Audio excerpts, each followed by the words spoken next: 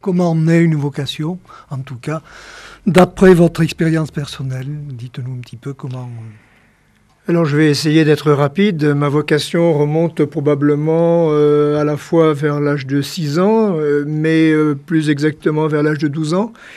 6 ans parce que j'ai fréquenté, de par la profession de mon papa, martiniquais, j'ai fréquenté les milieux militaires et en même temps les aumôniers militaires qui m'ont fait découvrir un certain nombre de choses au fur et à mesure qu'avec ma famille, nous allions régulièrement chaque dimanche à la messe notamment, dans des lieux divers puisque nous avons très souvent déménagé. Et c'est vraiment vers l'âge de 12 ans, en rentrant d'Allemagne, à Avignon, à Notre-Dame de Lourdes, le jour de ma profession de foi même, que la vocation a vraiment pris toute sa place dans ma vie. Je l'ai exprimé à mes parents. De là, je suis rentré au petit séminaire d'Avignon. J'ai continué à vivre un certain nombre de réalités de jeunes de mon âge. Puis ensuite, ça a été le départ définitif en Martinique en 1972. Une poursuite au sein d'un foyer de jeunes séminaristes, un foyer où nous devions participer vraiment à tout. Les tâches, l'élaboration du lieu, des activités de connaissance et de témoignage dans les villages où nous allions présenter la vocation sacerdotale. Voilà, et puis ça a été toute une jeunesse bercée par à la fois la scolarité, bien sûr, des activités très, très manuelles en ce qui me concerne, pas sportif, mais très manuel. Et puis ensuite, bien sûr, cette vie de foyer, grâce à laquelle il y a eu une dimension spirituelle très forte, de prière, messe le matin, réflexion entre copains, une fois par semaine le soir, même si on s'enguirlandait du fait qu'on ne tenait pas toujours convenablement les tâches que nous devions mener. Mais ça, c'est une affaire de jeunes. Donc, si j'ai bien entendu ce que vous nous avez dit, le milieu dans lequel vous avez grandi a été d'une certaine façon déterminant pour votre vocation. Ah oui, dans un premier temps, quand on est gamin, on a envie de devenir prêtre parce que simplement on imite le prêtre qu'on voit tous les dimanches à la messe. À la maison, alors que j'avais 7, 8, 10 ans peut-être, je jouais à dire la messe en prenant des ustensiles de la maison, je me déguisais en prêtre et je faisais ça. Donc ce qui au départ est simplement un jeu devient par la suite une réelle vocation qui prend son sens.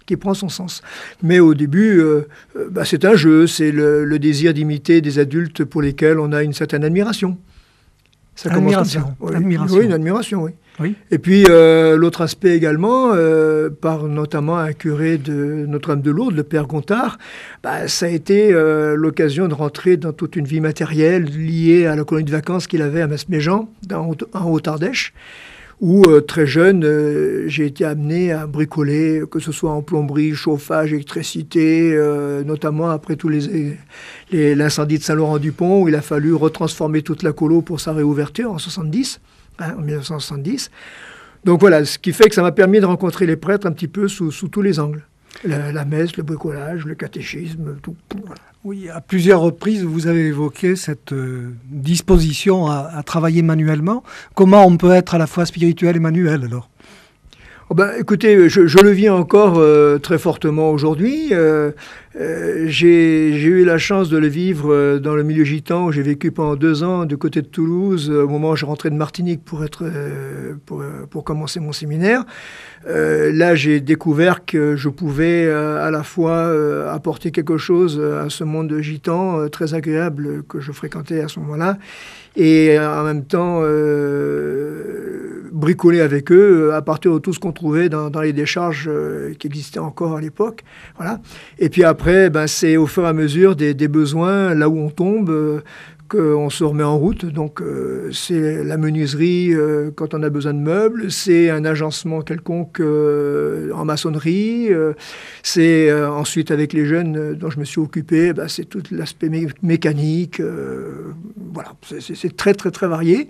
Et en même temps, continuant à montrer que je suis prêtre, que je vis mon sacerdoce au milieu des communautés dont j'ai la charge, que le catéchisme a toute sa place dans ma vie, lié aussi à du bricolage d'ailleurs, hein, les deux sont associés, c'est faire découvrir aux jeunes qu'à la fois, il faut vivre, hein, découvrir un métier pour certains, et puis en même temps que la vie spirituelle est importante.